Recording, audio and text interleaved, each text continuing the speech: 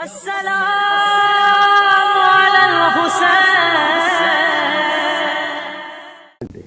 ही काम है ना नबी के, और पूरा दिन यही है। आयात की तिलावत, नफ्सों का तज़किया, किताब की तालीम, हिकमत की तालीम। ये आयात की तिलावत क्या है? कुरान मजीद को पढ़ के सुना देना, यह आयात की तिलावत।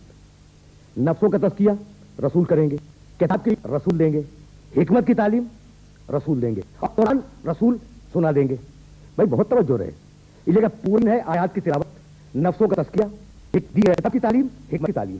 तो आयात की तिलावत में ऐसी चीज़ों को पहुंचा देना है। नफ्सों का तज़किया इसकी कोशिश करना है, किताब की तालीम खुद देनी है, हिकमत की तालीम खुद।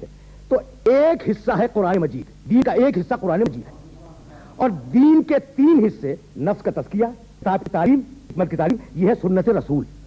तो अगर तनहा किताब को ले लिया और रसूल की सुन्नत छोड़ दी तो 1/4 दिन, 3/4 बच जाएगा, 3/4 दिन रह जाएगा। यह कि मेरे मोहम्मद का कौल, मेरे मोहम्मद का अमल, मेरे नबी की सीरत, मेरे नबी का किरदार, मेरे नबी की गुफ्तार, बस दीन यही है। बहुत तवज्जो रहे, लेकिन मुझे जाना यहीं से आगे है, दीन यही है। तो अब मेरे नबी को परवरदिगार ने हिदायत के लिए, नफ्सों के तज़किये के लिए, किताब की तालीम के लिए, हिकमत की तालीम के लिए और आयात की तिलावत के लिए इस दुनिया में मबूस किया। भाई सवाल ये है, देखिए मैं फिर वापस जा रहा हूं किसी मसले तक, और उस मसले से फिर मैं अपने नबी तक वापस आऊंगा। हिदायत की जरूरत क्या है? यानी ये सारा दीन इंसान के लिए, सारी शरीयत इंसान के लिए। कभी आया खजूरों पर कोई नबी, कभी जानवरों पर कोई रसूल मबूस हुआ, कभी पत्थरों में नबूवत आई? नहीं आई ना। जमादात, नबातात, हैवानात, इंसान। जमादात पत्थर, नबातात दरख्त, हैवानात जानवर, इंसान मालूम। तो नबूवत कहां आई? इंसानों में। जानवरों में भेज देता? नहीं, कोई नबी नहीं। दरख्तों में कोई नबूवत आ जाती, कोई रिसालत आ जाती? नहीं। अच्छा, इनमें फर्क क्या है? अगर फर्क वाज़ेह हो गया तो नबूवत तक और रिसालत तक मैं आसानी से चला जाऊंगा।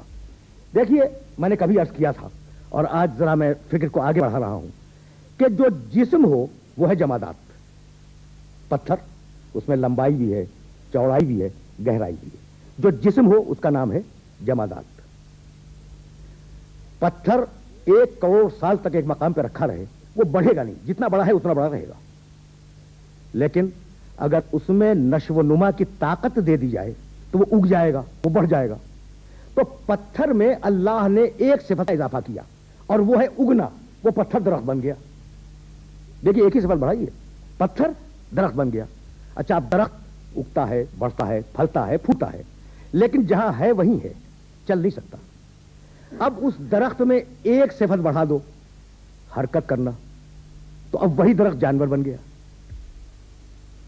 अपने मकाम पे उगता है, किसी मकाम पे जाके बैठ जाता है, प्यास लगी पानी पी लिया, भूख लगी खाना खा लिया, लेकिन उसमें अक्ल नहीं है, ये जानता नहीं है। यानी जहां से चाहे उठे, जहां चाहे बैठ जाए, ये नहीं जानता कि उसके बैठने की जगह है भी या नहीं जानता।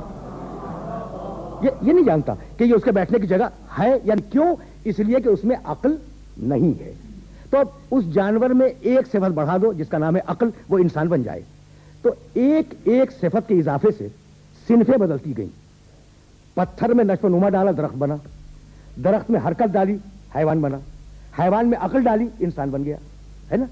लेकिन कभी, अब तरतीब यही है, पत्थर, दरख्त, हैवान, इंसान। कभी आपने सुना कि पत्थर ने कहा हो कि मैं दरख्त हूं? नहीं। कभी दरख्त ने कहा हो कि मैं जानवर हूं? नहीं। कभी जानवर ने कहा हो कि मैं इंसान हूं? नहीं कहा ना। यह फकत इंसान है जो अपनी हद से आगे बढ़ने की कोशिश करता है। यानी मैं कहना यह चाह रहा हूं कि फिरऔन ने जो खुदाई का दावा किया वो क्या था? अपनी हद से बढ़ने की बात। मुसैलमे कज़्ज़ाब ने जो नबूवत का दावा किया वो क्या था? तो फिरऔन चाहता कि उसे खुदा माना जाए, मुसैलमे कज़्ज़ाब चाहता है कि उसे नबी माना जाए। जहां हद से बढ़ने की फितरत होगी वहां परवरदिगार के लिए यह लाजिम होगा कि उन्हें हिदायत के जरिए कंट्रोल करे। जहां हद से, अपनी हद से बढ़ने की फितरत होगी वहां हिदायत के जरिए परवरदिगार उसे कंट्रोल करेगा। भाई यही सबब है कि परवरदिगार ने 2 किस्म की हिदायतें रखी, एक पूरी कायनात के लिए और एक फकत इंसान के लिए। बिस्मिल्लाहिर्रहमानिर्रहीम, सूरह आला 30 पारे का बड़ा मशहूर सूरा, और उसकी इब्तिदाई आयतें बिस्मिल्लाहिर्रहमानिर्रहीम, सब्बिह इस्म रब्बिकल अअला लज़ी खलक़ फसव्वा वल्लज़ी क़द्दर فہدا، اپنے رب اعلیٰ کے اسم کی تسبیح کرو. سبح اسم ربک الاعلیٰ الذی خلق فسوا. یہ رب وہ ہے جس نے ساری کائنات کو خلق کیا، فسوا، اور اس کائنات کو نوک پلک سے ٹھیک ٹھیک بنایا. والذی قدر، اور اس نے اس کائنات میں ہر شے کی ایک مقدار معین کی. دیکھا آپ نے، خلق فسوا والذی قدر فہدا، اور کائنات میں ہر شے کی ہدایت کی. تو ایسا نہیں ہے کہ فقط ہدایت آپ پر آئی ہے، ہدایت کائنات کے ذرے ذرے پر ہے. بھائی یہی سبب ہے کہ درخت اوپر کو اٹھتا ہے، پانی نشیب میں بہتا ہے. یہ پانی کو کس نے سکھلایا کہ تجھے اوپر نہیں جانا، نیچے کی طرف بہنا ہے؟ اور یہ درخت کو کس نے بتایا کہ تجھے اوپر کی طرف بڑھنا ہے، زمین میں گھس نہیں جانا ہے؟ تو یہ ان کی فطری ہدایت ہے. اس ہدایت میں پوری کائنات شریک ہے. قرآن مجید نے ایک دوسرے مقام پر اس مسئلے پر پھر گفتگو کی. جب موسیٰ علیہ السلام حضرت ہارون کے ساتھ فرعون کے دربار میں آئے اور خدا واحد کا پیغام دیا، تو قال فمن ربکما یا موسیٰ، فرعون نے کہا کہ موسیٰ یہ بتلاؤ تمہارا رب ہے کون، تم دونوں کا رب ہے کون؟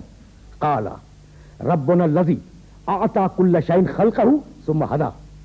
موسیٰ علیہ السلام نے کہا کہ ہمارا رب وہ ہے جس نے ہر شے کو اس کی تخلیق عطا کی. اعطى كل شيء خلقه، ہر شے کو اس کی تخلیق عطا کی. ثم هدى، اور ہمارا رب وہ ہے جس نے ہر شے کی ہدایت کی. تو کائنات کا ذرہ ذرہ اللہ کی ہدایت کے زیر نگی ہے. کوئی ذرہ ہدایت سے آری نہیں ہے. اس کا نام ہے فطری ہدایت. سورج کی بھی ہدایت، چاند کی بھی ہدایت، جانوروں کی بھی ہدایت، پتھروں کی بھی ہدایت. اور اب ایک مخصوص ہدایت جو فقط اور فقط انسان کے لیے ہے، اما نبوی ہدایت، اما یاتینکم منی ہدن فمن تبع ہدایا فلا خوف علیہم ولا هم یحزنون. سنو، ضرور بھی ضرور اللہ فرماتا ہے میری طرف سے تمہاری طرف مسلسل ہدایتیں آتی رہیں گی. فمن تبع ہدایا، تو جو شخص بھی میری ہدایتوں کی پیروی کرے گا اور میری ہدایتوں کا اتباع کرے گا، فلا خوف علیہم ولا هم یحزنون، تو ایسے انسان کو نہ کوئی خوف ہوگا اور نہ کوئی حزن ہوگا. اس کا نام ہے نبوی ہدایت. یعنی ہادی وہ جو مسلسل اور لگاتار ہدایت کرے. جب وہ ہادی اللہ سے پیغام لے رہا ہوتا ہے تو اس کا نام ہوتا ہے نبی، اور جب وہی ہادی انسانوں تک اس پیغام کو پہنچا رہا ہوتا ہے تو اس کا نام ہوتا ہے رسول. یہ دو الگ الگ لوگ نہیں ہیں. جب لے نبی کہلائے، جب پہنچائے رسول کہلائے. تو اب پروردگار نے انسان کی ہدایت کا بندوبست کیا. اب میں یہاں سے آگے بڑھ رہا ہوں اور بہت توجہات مبذول رہے. اور اس شان کے ساتھ پروردگار نے انسانی ہدایت کا بندوبست کیا. دیکھیے، ابھی میں عرض کر رہا تھا کہ اللہ حکیم ہے، منصوبے کے بغیر کسی کام کو نہیں انجام دیتا، اور میرا نبی معلم حکمت ہے، بغیر منصوبے کے کسی کام کو نہیں پہنچاتا ہے نا. اب دیکھو اللہ کی حکمت کا طریقہ دیکھو.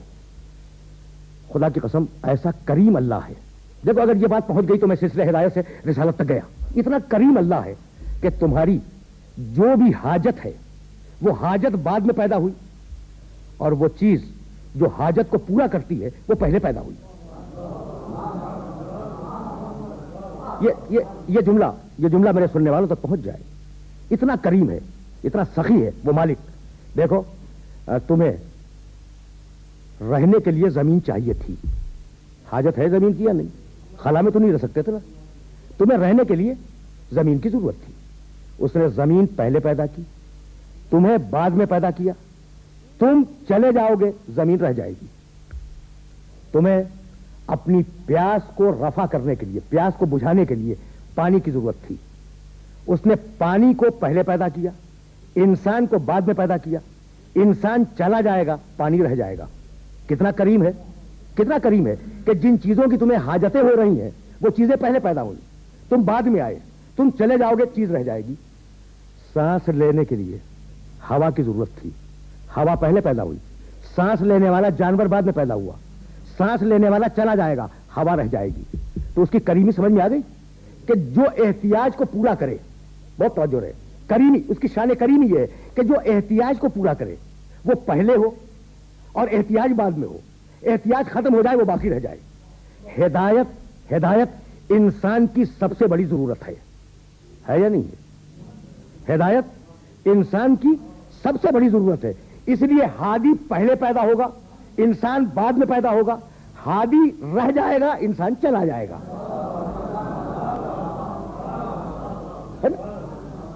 بات تو واضح ہوئی نا. ہادی پہلے پیدا ہوگا، انسان بعد میں پیدا ہوگا. انسان چلا جائے گا، ہادی رہ جائے گا. یہ ہے میرے نبی کی حیات مسلسل کی دلیل. یہ میرے نبی کی حیات مسلسل کی دلیل. بھائی انسان کی احتیاج پانی ہے، پانی پہلے آیا. انسان کی احتیاج سانس لینا ہے، ہوا پہلے آئی. انسان کی احتیاج ہدایت ہے، ہدایت پہلے آئے گی. آدم علیہ السلام پہلے انسان ہے نا. تو اب کیا آدم علیہ السلام کو ہدایت کی احتیاج نہیں ہے؟ تو آدم علیہ السلام سے پہلے ہادی کا ہونا ضروری ہے.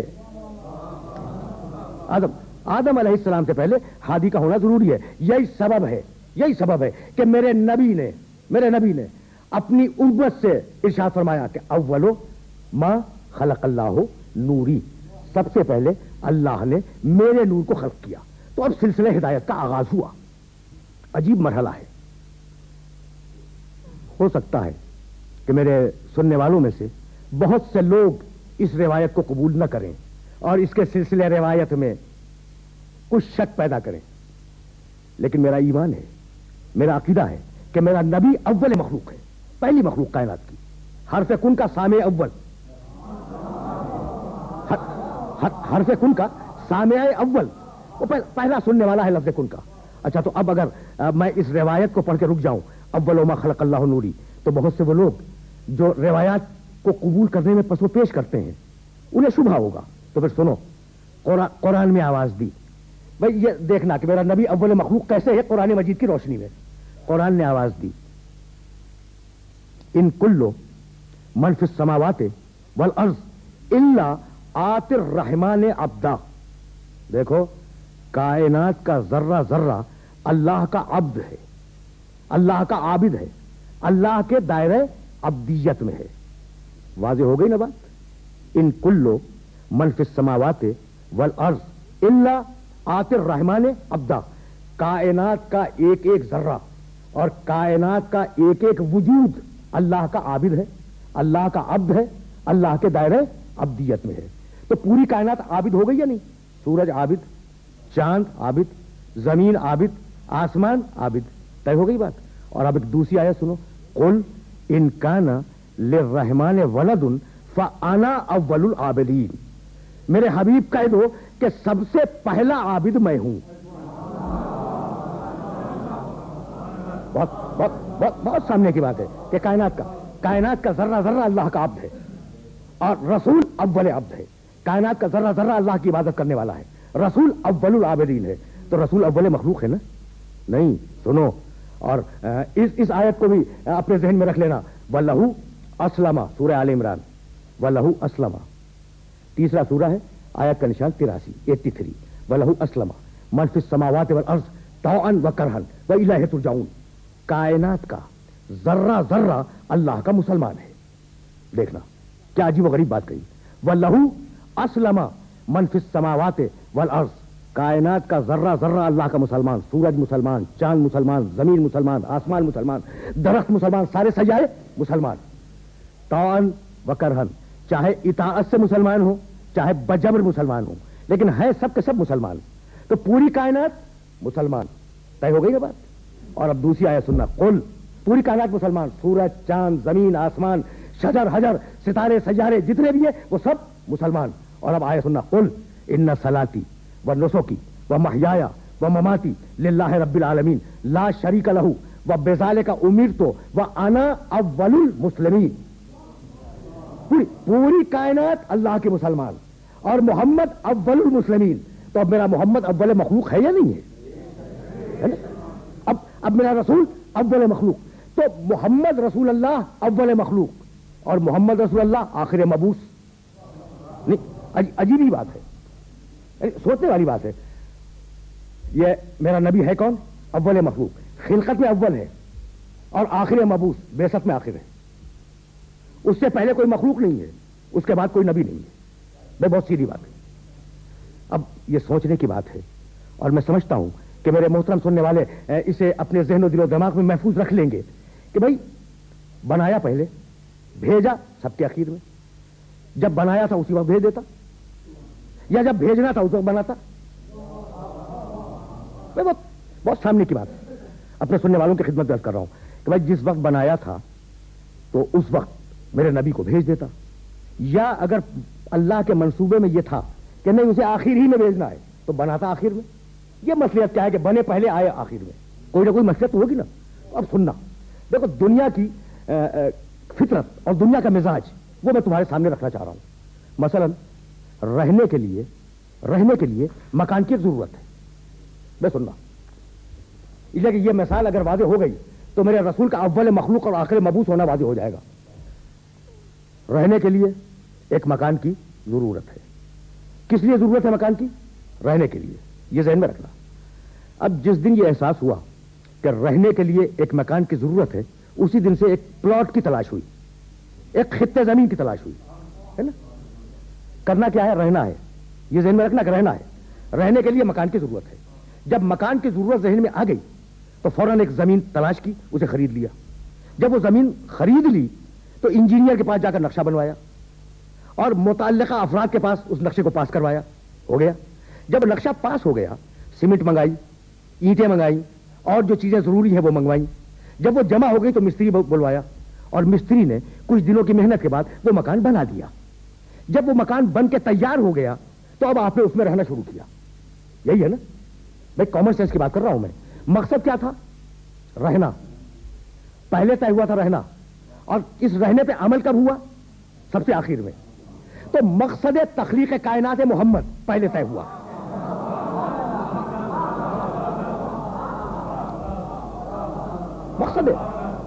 مقصد کائنات، مقصد تخلیق کائنات محمد رسول اللہ ہے.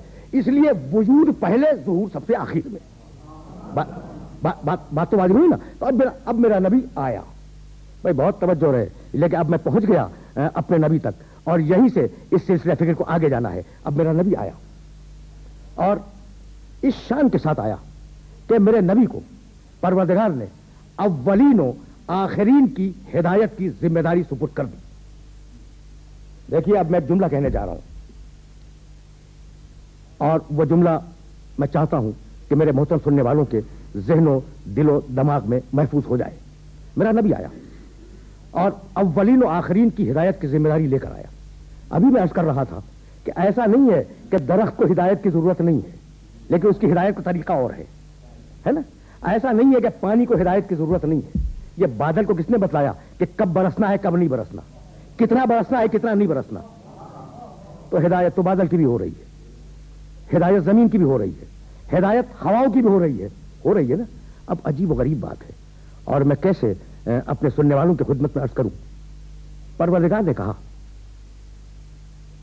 کہ دنیا کا کوئی چلنے والا ایسا نہیں ہے اور اپنے پروں پر اڑنے والا کوئی پرندہ ایسا نہیں ہے، الا امم امثالکم، مگر یہ کہ وہ سب کے سب تمہاری طرح امتیں ہیں. بھئی یہ جملہ ذہن میں محفوظ ہو جائے. اگر یہ جملہ ذہن میں محفوظ ہو گیا تو میں سمجھوں گا کہ میری محنت سوارت ہو گئی. الا امم امثالکم، جتنے بھی اڑنے والے پرندے ہیں وہ سب تمہاری طرح امت ہیں. جتنے بھی چلنے والے ہیں اس کائنات میں وہ سب تمہاری طرح امت ہیں. اور قرآن کہتا ہے ان من امت الا خلا فیہا نذیر، کوئی امت ایسی نہیں ہے جہاں ہم نے ہادی نہ بھیجے ہوں. تو اب مخلوقات کی کوئی سطح ایسی نہیں ہے جہاں میرے محمد کی ہدایت جاری نہ ہو. مخلوقات کی کوئی سطح اس کائنات میں موجود نہیں ہے جہاں اس آخری نبی کی ہدایت جاری و ساری نہ ہو. تو اب آخری نبی آیا اور آخری نبی کو اس شان کے ساتھ پروردگار نے بھیجا کہ افمن کان علی بینۃ من ربہ ویتلوہ شاہد منہ ومن قبلہ کتاب موسیٰ اماما ورحمہ. افمن کان علی بینۃ من ربہ، اس نبی کا انکار کرو گے، اس رسول کا انکار کرو گے جو اپنے رب کے پاس سے بینہ لے کے آیا ہے. بھائی سننا کیا کمال کی بات ہے. سوالیہ جملہ ہے، استفہامیہ جملہ ہے. افمن کان علی بینۃ من ربہ، تم میرے ایسے نبی کا، آخری نبی، ایسے نبی کا انکار کرو گے جو اپنے رب کی طرف سے بینہ لایا. بھائی بینہ وہ دلیل جو دعوے کے بالکل مطابق ہو اور جسے توڑا نہ جا سکے. بینہ اس دلیل کو کہتے ہیں جو دعوے کے مطابق ہو اور جسے توڑا نہ جا سکے. اسے آپ اپنی اصطلاح میں معجزہ کہہ لیں, علم کلام کی اصطلاح میں. قرآن نے اس کے لیے لفظ استعمال کیا بینہ, کہیں لفظ استعمال کیا ہے آیت اور کہیں استعمال کیا ہے بینہ. تو اب ہمارے اس نبی کا انکار کرو گے جو اللہ کا بینہ لے کے آیا ہے, رب کا بینہ. بھائی کیا ہے رب کا بینہ؟ تو بھائی یاد رکھو کہ کوئی نبی معجزے کے بغیر نہیں آیا. بہت سے لوگ ہیں جو معجزوں کا انکار کرتے ہیں, اور میں نے ہمیشہ یہ کہا کہ معجزوں کا انکار وہی کرے گا کہ جس کا جھوٹا نبی معجزہ نہ دکھلا سکے, وہ معجزے کا انکار کرے گا. اور جن سچے انبیاء نے معجزے دکھلائے ان کی امتیں معجزوں سے انکار نہیں کریں گی. تو ہر نبی معجزہ لایا. اور دیکھو دعوے کو مطابق دلیل ہونا چاہیے. یہاں روکوں گا اپنے سننے والوں کو, پھر یہاں سے آگے بڑھوں گا. موسیٰ علیہ السلام اللہ کے نبی ہیں, اور دعویٰ یہ ہے کہ میں اللہ کا نبی ہوں, اللہ کا رسول ہوں, میں توریت لایا ہوں, اس پر عمل کرو. ثبوت عصا پھینک دیا, اژدہا بن گیا. میں ہوا تو یہی. دعویٰ کیا ہے؟ میں اللہ کا نبی ہوں, میں تمہاری ہدایت کے لیے آیا ہوں, تمہیں راہ راست پہ پہنچاؤں گا, تمہارے نفسوں کو تزکیہ کروں گا. جناب ثبوت کیا ہے؟ عصا پھینکا, اژدہا بن گیا. دعوے میں اور دلیل میں کوئی ربط ہے؟ بھائی یہی تو لانا تھا, یہی اپنے محترم سننے والوں کو لانا تھا. عیسیٰ علیہ السلام کا دعویٰ کیا ہے؟ میں انجیل لایا, میں شریعت لایا, میں تمہیں پاک و پاکیزہ کروں گا اور تمہیں حلال الہی اور حرام الہی بتلاؤں گا. جناب ثبوت کہا مریض کو اچھا کروں گا. تو بھائی ٹھیک ہے, مریض کا اچھا کرنا بہت بڑی بات ہے, لیکن دعوے سے ربط کیا ہے؟ دعوے سے کوئی ربط نہیں ہے. تو ہمیشہ دعوے کو مطابق دلیل ہونا چاہیے. اور یہ اعتراض کیا گیا ہے معجزے پر کہ نبی جو معجزہ لاتا ہے اس کی ضرورت نہیں ہے. دعویٰ کچھ ہے, دلیل کچھ دے رہا ہے. نہیں, یقیناً سلیمان علیہ السلام اپنے قالین پہ اڑے, موسیٰ علیہ السلام کا عصا اژدہا بنا, عیسیٰ علیہ السلام نے مردے کو زندہ کیا, عیسیٰ علیہ السلام نے مریض کو اچھا کیا. اور دعویٰ کیا ہے کہ میں خدا کی طرف سے آیا. ہر نبی کا دعویٰ یہی ہے. تو دعوے میں اور دلیل میں ربط نہیں ہے نا؟ ہے. دیکھو وہ اس کا دعویٰ فقط اتنا نہیں ہے کہ میں تمہاری اصلاح کے لیے آیا ہوں. نہیں, نبی کا دعویٰ یہ نہیں ہے کہ میں تمہاری اصلاح کے لیے آیا ہوں. نبی کا دعویٰ یہ ہے کہ میں اس کائنات میں اللہ کی ساری طاقتوں کا نمائندہ ہوں. نبی کا دعویٰ سمجھ میں آ گیا کہ میں اس کائنات میں, اس پوری کائنات میں اللہ کی ساری طاقتوں کا بقدر ظرف نمائندہ ہوں. تو اگر کبھی ہواؤں میں اڑنے کی ضرورت ہوگی وہ کر کے دکھلاؤں گا, مریض کو اچھا کرنا ہوگا اچھا کر کے دکھلاؤں گا, مردے کو زندہ کرنا ہوگا زندہ کر کے دکھلاؤں گا, عصا کو اگر اژدہا بنانا ہوگا اژدہا بنا کے دکھلاؤں گا. تو معجزے کو ہر عہد کے مطابق بنایا. عیسیٰ علیہ السلام کے عہد میں طب کا اور میڈیکل سائنسز کا فروغ تھا, مریض کی شفا بخشی دے دی, مردے کو زندہ کرنا دے دیا. موسیٰ علیہ السلام کے عہد میں جادوگروں کا زور تھا, عصا دے دیا جادو کو توڑنے کے لیے. سلیمان علیہ السلام کے عہد میں جنوں کا کنٹرول تھا اس علاقے کے اوپر, ہواؤں میں اڑا کرتے تھے, انہیں بساط دے دیا گیا, قالین جس پر بیٹھ کر آپ اڑا کرتے تھے. تو معجزہ ہر عہد کے کمال کے مطابق ہے. طے ہو گئی نا بات؟ اور وہی ثبوت نبوت بنے گا, وہی معجزہ ثبوت نبوت بنے گا. تو جس عہد میں طب تھی طب کا معجزہ ملا, جس عہد میں جادو زوروں پہ تھا جادو کو توڑنے کا معجزہ ملا. اور اب آخری نبی کے بعد جو اس کی امت چلے گی قیامت تک, تو اب معجزہ ہوگا علم کا, ہے نا؟ اب معجزہ ہوگا علم کا. اور نبوت کو ختم نہیں ہونا ہے, نبوت کو جانا ہے قیامت تک, تو اس معجزے کو بھی قیامت تک باقی رہنا ہوگا, ہے نا؟ تو اب ایک ایسا معجزہ دیا کتاب کی صورت میں جس کا نام ہے قرآن مجید. یتلو علیہم آیاتہ, اس کتاب کی آیتیں لوگوں کے سامنے تلاوت کرو. اب یہ ایسا معجزہ ہے کہ اس معجزے کو, یعنی دنیا جتنی بھی ترقی کر جائے علم میں, ہر سطح ترقی سے بلند ہے قرآن. قرآن ہر سطح ترقی سے بلند ہے. اور آج سے 1500 برس پہلے قرآن مجید نے جو چیلنج کیا تھا, ہے نا قرآن میں لکھا ہوا کہ قل لئن اجتمعت الانس والجن علی ان یاتوا بمثل هذا القرآن لا یاتون بمثلہ ولا کان بعضهم لبعض ظہیرا. سورہ بنی اسرائیل. پوری انسانیت سے اور سارے جنوں سے کہہ دو کہ اگر یہ سب مل کر بھی قرآن کا جواب لانا چاہیں تو قرآن کا جواب ممکن نہیں ہے. دے دیا نا چیلنج, چیلنج دے دیا. پھر ریڈیوس کیا چیلنج کو, قل فاتو بعشر سور مفتریات. پوری کتاب کا جواب کیا لاؤ گے؟ جاؤ 10 سورہ ہی بنا لاؤ, ہے نا؟ چیلنج کو ریڈیوس کر دیا نا. کہا کہ 10 سورے کہاں بناؤ گے؟ ان کنتم فی ریب مما نزلنا علی عبدنا فاتوا بسورۃ من مثلہ. جاؤ اگر تمہیں شبہ ہے کہ یہ اللہ کا کلام نہیں ہے تو ایک سورہ بنا کے لے آؤ. پورا قرآن چیلنج میں آیا, 10 سورے پھر چیلنج میں آئے, پھر ایک سورہ آیا. اور سچ تو یہ ہے کہ آج تک ایک سورے کا بھی جواب نہیں ہے. تو آج قرآن معجزہ ہے یا نہیں؟ ہونا چاہیے. دیکھو آج ہونا چاہیے. عیسیٰ علیہ السلام کا شفا بخشنا اس دور میں معجزہ تھا, آج وہ شفا نہیں. تو معجزہ اس وقت تک اثر انداز ہوتا رہا جب تک نبی سامنے رہا. موسیٰ علیہ السلام انہوں نے اپنے عصا کو پھینکا, اژدہا بن گیا, ہوا نا. سلیمان علیہ السلام اپنے قالین پہ بیٹھے, قالین اڑ گیا. بھائی یہی تو میں کہنا چاہ رہا ہوں. لیکن عجیب بات یہ ہے کہ موسیٰ علیہ السلام کے دنیا سے تشریف لے جانے کے بعد عصا تو رہا, اژدہا پھر نہیں بنا. نہیں بنا, نہیں بنا, ہوا نا. اچھا سلیمان علیہ السلام کے دنیا سے تشریف لے جانے کے بعد قالین رہا, اڑا نہیں, پھر نہیں اڑا. تو اب ایک اصول ملا کہ معجزہ اس وقت تک کام کرے جب تک صاحب معجزہ زندہ ہو. بھائی اصول ہے یا نہیں کہ معجزہ اس وقت تک کام کرے جب تک صاحب معجزہ زندہ ہو. جب تک موسیٰ رہے عصا اژدہا بنتا رہے, جب تک سلیمان علیہ السلام رہے قالین اڑتا رہے. جب دنیا سے چلے جائیں قالین رہے معجزہ نہ بنے, عصا رہے معجزہ نہ بنے. لیکن آج میرے محمد رسول اللہ کا قرآن معجزہ ہے. اس کا مطلب یہ کہ صاحب معجزہ زندہ ہے.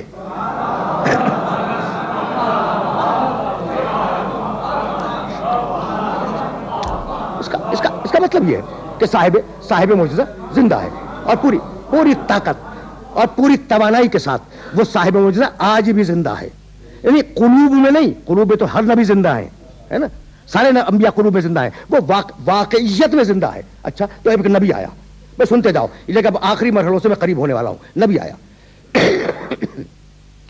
اور اس نبی نے آنے کے بعد اولین و آخرین کی سب سے بڑی ہدایت کے فریضے کو انجام دیا. ہو گئی نا بات. اچھا یعنی عجیب بات ہے. دیکھو مقام نبوت پہ میں روک رہا ہوں, اور میں اپنے نبی کی نبوت کے سلسلے میں ایک جملہ کروں گا. عجیب کمال ہے.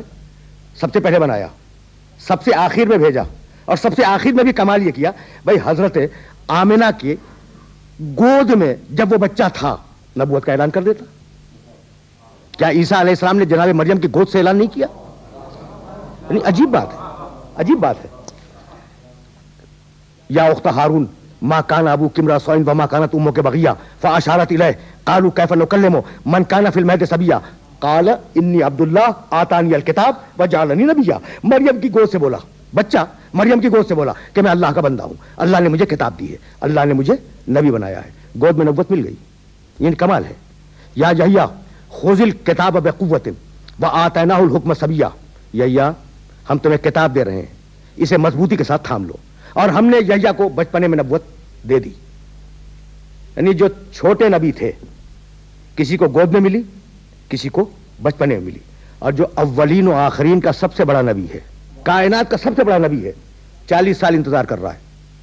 تو نہیں, نبوت تو مل چکی ہے, نبوت مل چکی. کنت نبیا وآدم بین الماء والطین. بس مسئلہ ہے اعلان کا, ہے نا, مسئلہ ہے اعلان کا. اور اب یہاں رک جانا, لیکن کچھ کہنا چاہ رہا ہوں. تو میرے نبی کو انتظار کروایا کہ جب 40 برس کے ہو جاؤ, ہے نا, جب نبوت کا اعلان کرو. چپ رہو 40 برس تک. عجیب بات ہے, 40 برس تک چپ, خاموش ہے. لیکن ایسا نہیں ہے کہ 40 برس اس نے کچھ نہیں کیا. اگر 40 برس اس نے کچھ نہ کیا ہوتا تو مشرک اسے امین نہ کہتے. کچھ کیا, کچھ کیا, ایسا کچھ کیا کہ مشرک کی زبان سے نکلا یہ امین ہے, اور ایسا کچھ کیا کہ مشرک کی زبان سے نکلا کہ یہ صادق ہے. تو اپنا صدق بھی منوایا, اپنی امانت بھی منوائی. امانت کا تعلق عمل سے ہے, صداقت کا تعلق زبان سے ہے. تو اپنا قول بھی منوایا, اپنا عمل بھی منوایا, ہے نا. اور اس کے بعد پھر نبوت کا اعلان کیا, اور اس کے بعد پھر قرآن کا آنا شروع ہوا.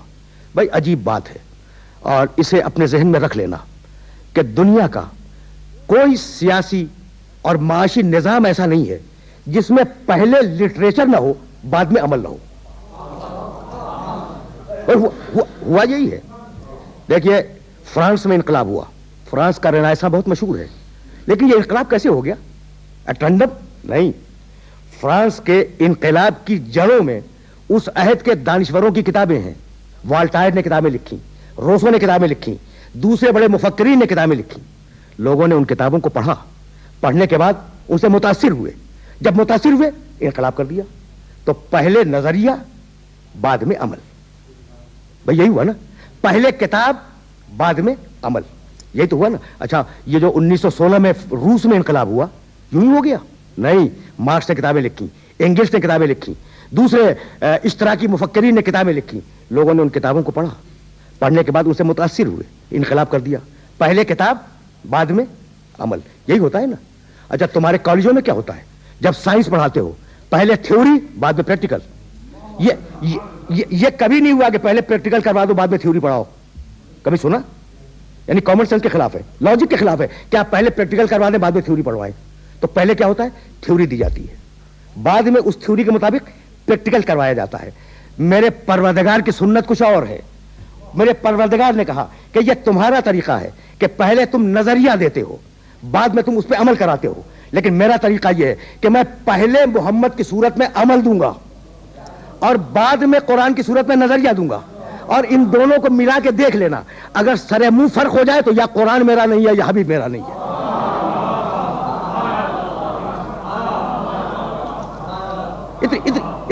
اتنی احتیاط کے ساتھ یہ جملہ عرض کر رہا ہوں کہ اگر سرے منہ فرق ہو جائے میرے نبی میں، میرے آخری نبی میں اور میرے قرآن میں، تو سمجھ لینا کہ میرا قرآن یا تو قرآن میرا نہیں ہے یا حبیب میرا نہیں ہے. تم سرے منہ بھی فرق نہیں پاؤ گے. جو محمد نے کیا وہ قرآن میں لفظوں میں آیا، اور جو قرآن میں کہا گیا وہ عین محمد کا عمل ہے، عین محمد کا کردار ہے. یہی سبب ہے کہ قرآن مجید نے میرے نبی کے کردار کی حفاظت کی، نہیں میرے نبی کی پوری رسالت کی حفاظت کی. اور کس شان کے ساتھ حفاظت کی؟ سورہ حجرات، یا ایھا الذین آمنوا لا ترفعوا اصواتکم فوق صوت النبی ولا تجهروا له بالقول كجهر بعضکم لبعض ان تحبط اعمالکم وانتم لا تشعرون. دیکھو کیسی حفاظت ہو رہی ہے. اس پیغام توحید کے لانے والے کی حفاظت دیکھو. اے ایمان لانے والو، دیکھو میں نے ایک جملہ کہا اور اسی جملے پہ بات کو مکمل کروں گا. یہ پیغام توحید کا لانے والا ہے اور اس پر بات مکمل ہو جائے گی. یا ایھا الذین آمنوا، اے ایمان لانے والو، لا ترفعوا اصواتکم فوق صوت النبی. دیکھو نبی کی آواز پر اپنی آواز کو بلند نہ کرو. ولا تجهروا له بالقول، اور ویسے بات نہ کرو اس سے کجہر بعضکم لبعض، جیسے تم ایک دوسرے سے بات کر لیتے ہو. ویسے میرے نبی سے بات نہ کرو جیسے تم ایک دوسرے سے بات کر لیتے ہو. اگر تم جیسا ہوتا تو ہم اجازت دے دیتے. اگر میرا نبی تم جیسا ہوتا تو ہم اجازت دے دیتے کہ ویسے ہی بات کر لو، لیکن نہیں، تم جیسا نہیں ہے. لا تجهروا له بالقول كجهر بعضكم لبعض ان تحبط اعمالكم وانتم لا تشعرون. اگر نبی کی آواز پر تم نے اپنی آواز کو بلند کیا اور اگر ویسے بات کی جیسے آپس میں بات کرتے ہو تو تمہاری پڑھی ہوئی نمازیں باطل ہو جائیں گی، رکھے ہوئے روزے باطل ہو جائیں گے، کیے ہوئے حج باطل ہو جائیں گے، تمہارے سارے اعمال باطل ہو جائیں گے اور تمہیں اس کا شعور بھی نہیں ہوگا.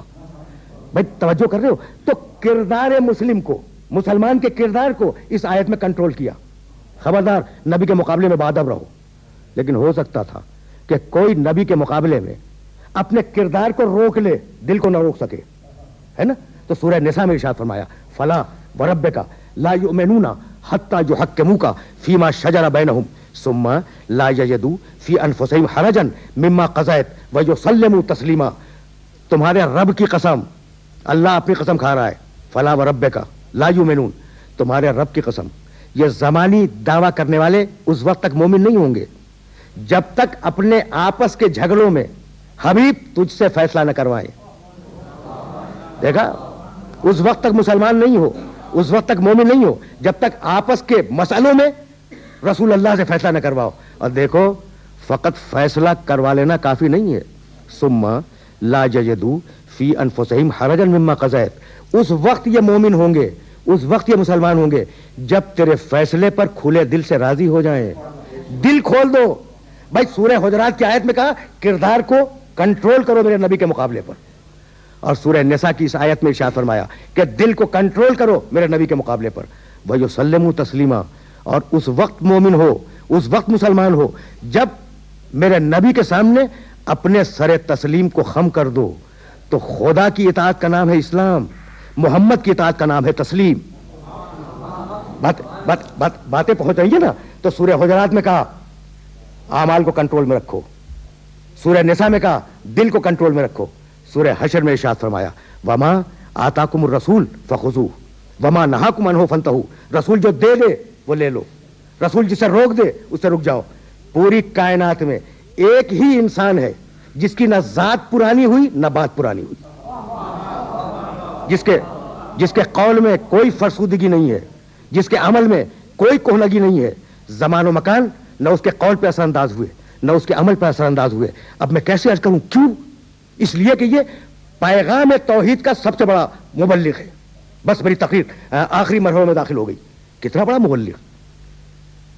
سارے انبیاء آئے توحید کا پیغام دینے کے لیے، لیکن جس عزم اور جس استقامت کے ساتھ اس شخص نے، اس نبی آخر نے پیغام توحید کو عام کیا، وہ پوری تاریخ ہدایت میں اپنی مثال آپ ہے۔ میں عرض کروں، فاران کی چوٹی سے جب آواز دی قولوا لا الہ الا اللہ تفلحوا، اللہ کو ایک مانو، نجات کی ذمہ داری ہے، میں تمہیں نجات کی ضمانت دیتا ہوں، اللہ کو ایک مانو۔